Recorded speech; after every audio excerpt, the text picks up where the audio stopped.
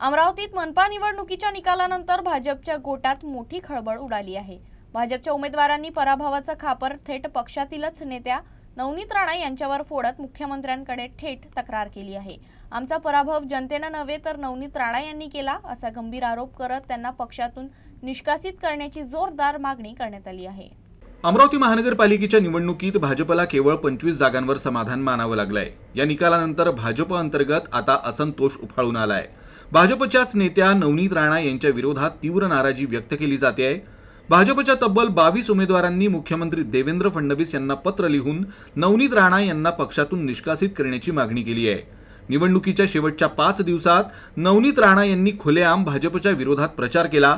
भाजपचे उमेदवार हे डमी असून युवा स्वाभिमान पक्षाचे उमेदवार हेच खरे भाजपचे उमेदवार असल्याचा आक्रमक प्रचार नवनीत राणांनी केला असा आरोप या पत्रातून भाजप उमेदवारांनी केला आहे। त्यामुळे त्यांचं पक्षातून निलंबन करण्यात यावं अशी मागणी भाजप उमेदवारांनी केली आहे।